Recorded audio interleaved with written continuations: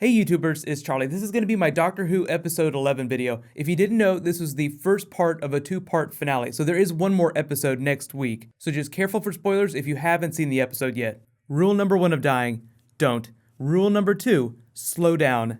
We'll have to take a poll for best mind palace between Sherlock and Doctor Who. Of course, the TARDIS is going to be the Doctor's mind palace. But actually, before we get started, I should say, new round of the giveaway starts now. All you have to do to enter is be a subscriber and leave a comment on this video.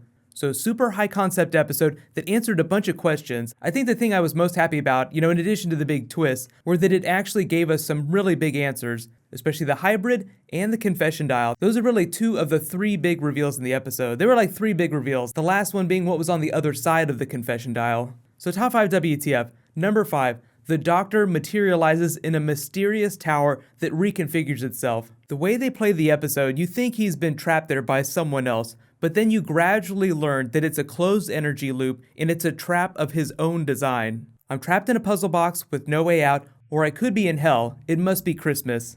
All I could think about was River's song when he said that, although I knew she wasn't going to be in this episode. The set design of the castle was amazing. The way they make it feel so grand and claustrophobic at the same time. It's the perfect episode for the Doctor being by himself. Like a one-person episode, despite the fact that we have this creature that I guess I'll just call the Veil. Like we have the Doctor in the Veil. Eventually we find out that it really is the Doctor by himself. The Veil is just a device of the confession dial. Sidebar, if the confession dial is the last will and testament of every Time Lord, does that mean the confession dial being a backdoor to Gallifrey is something that every Time Lord has access to? Or is this confession dial just unique to the Doctor?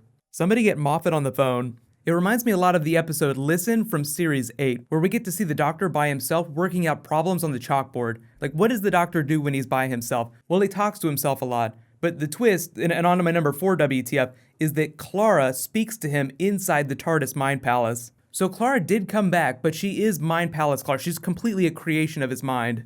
I think it's a really fitting way to memorialize her. This episode itself was kind of a memorial to Clara just because the Doctor thinks about her so much. The hard part isn't the dying. It's every day thereafter that they stay dead.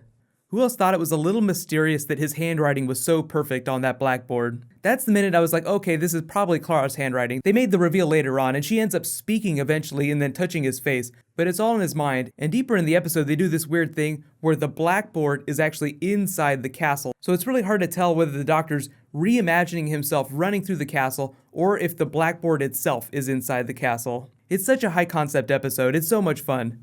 And as the Doctor slowly starts to figure out the mechanism of the castle, it starts to become this big meta commentary on Doctor Who as a series in general. Those are my favorite type of Doctor Who references. When it starts referencing itself, but it also becomes this meta commentary for the series as a whole. Like, how long can I keep doing this? The Doctor examining Doctor Who. Even though Mind Palace Clara is really the Doctor talking to himself, it becomes this big reaffirmation. Like, yes, you must go on.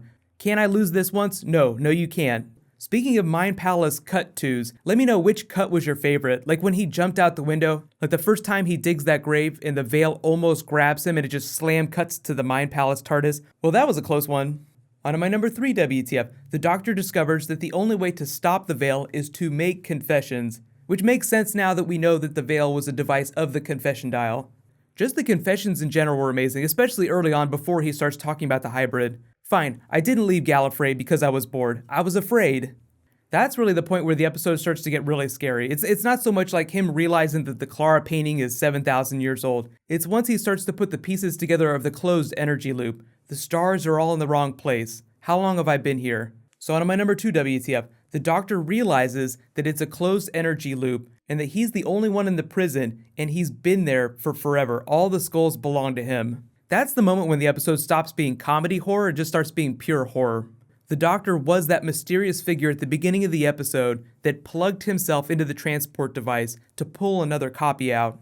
He has that big call to action, I'm not going to tell you anything more about the hybrid, and starts punching away at that diamond wall. He actually says it's like 400 times harder than diamond. They just want you to know that it's supposed to be impossible for anyone to break through. Like, he can't just smash it with anything. So he just starts beating away at it with his bare fist. He suddenly recalls the Brothers Grimm, Lovely Fellas, and the story about the Emperor, How Many Seconds in Eternity, and we get that amazing montage of the Doctor just going through the same events over and over and over with this great soundtrack by Murray Gold. Probably the best soundtrack from any episode this series. You could actually just listen to the music. But after 2 billion years or so, he finally beats his way through the wall of time, so to speak. It seems like a physical thing, but so much of the episode is high concept and mental. It becomes this metaphor of him beating his way through time, like I'm never gonna stop. It's this big reaffirmation for Doctor Who as a series. Like, yeah, how many times can we do this? Well, we can keep doing this for forever. What's 2 billion years to a Time Lord?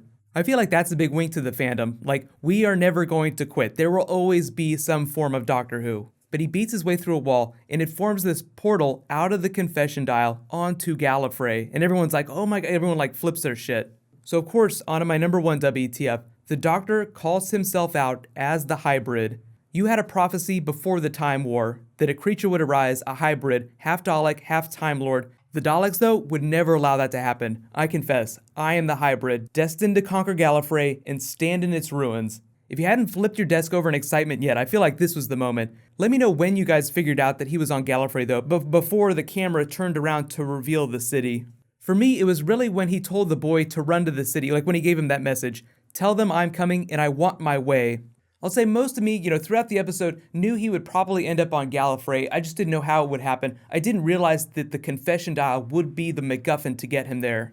What did you guys think about the confession dial, though? How did you like that MacGuffin, like that being a backdoor to Gallifrey? There's a whole lot of questions that they didn't answer. Hopefully they'll address some of them in the finale. But I just love the imagery of the confession dial as like a big pocket watch. Like the Doctor was traveling through his pocket watch to get back to Gallifrey. 2 billion years, definitely the long way around. But really, I think the Doctor being the hybrid is more a reference to him being half human. That's really something that they addressed during the 1996 movie. If you never watched the Doctor Who movie, you should check it out at some point. There's actually a quote that Moffat gave in reference to the Doctor being half human, talking about the 8th Doctor. And it says, keeping in mind that everything you know for sure is probably wrong, answer me this. In which story is it confirmed definitively that the Doctor is not human? Now that's from Moffat's own mouth, so you can take it however you will, but that's just what I took the imagery of the hybrid to be in this episode. Here are my big questions for you guys. Let me know in the comments, how did you feel about the way they wrote this episode, just the style in general? And what did you think about the MacGuffin of the confession dial, the way they used it as a backdoor to Gallifrey? While you guys think about that, here's some of the Easter eggs from the episode. So 1, there is no TARDIS in this episode, although he thought there might be a TARDIS behind that wall. There was no TARDIS for a giant portion of 3rd Doctor episodes when he was in exile on Earth, but there's also Mission to the Unknown, the Sontaran Experiment, Genesis of the Daleks, and Midnight. Those are other really big episodes where there was no TARDIS. Of course, the Doctor gets back on Gallifrey soil by the end of the episode. The first time he physically traveled back to Gallifrey was a 2nd Doctor episode called The War Games. They ask him why he ran away, and he said, well, I was bored. So Capaldi saying in this episode, confessing, I wasn't bored, I was scared, is a big reference to that 2nd Doctor episode. But we didn't actually learn the name of the planet was Gallifrey till a much, much later episode called The Time Warrior.